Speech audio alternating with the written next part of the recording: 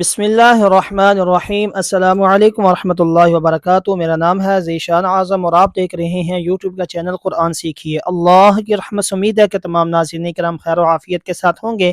ناظرین کرام، سبق نمبر 19 زائد الف کے متعلق ہم سیکھ رہے تھے۔ ایک سبق ہم نے سیکھ لیا، آج انشاءاللہ العزیز اس کا کچھ سبق اور سیکھتے ہیں۔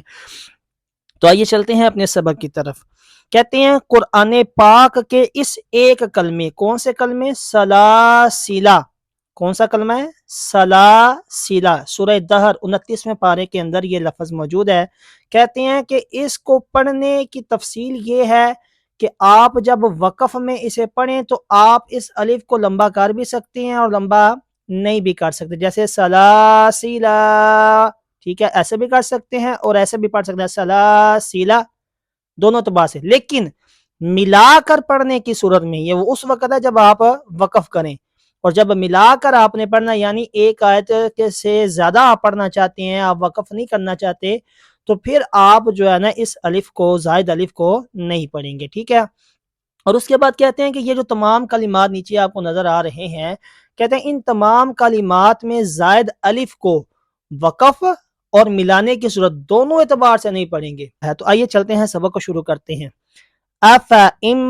مات،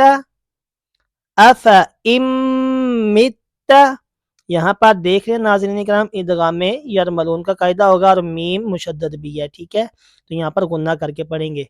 لا الہ، اب یہ جو لام کے بعد الف آ رہا ہے اس کے اوپر دیکھیں نا آپ، گول دائرہ بنا ہوا ہے، اس کو ہم نہیں پڑھیں گے، ہم کیا کریں؟ لا الہ، ٹھیک ہے، لا الہ،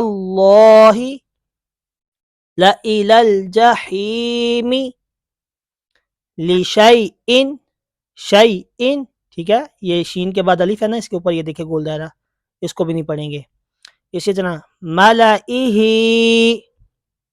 ان تبوء، ولأوضعوا، لأذبحنہ، لأنتم، من نبأ، وملئهم،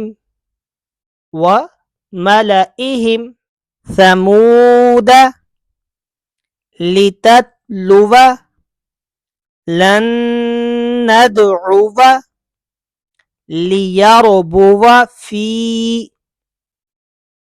ليبلو، ونبلو، قواریر، ٹھیک ہے ناظرین کرام، ان تمام کے اندر ہم نے کیا کرنا ہے؟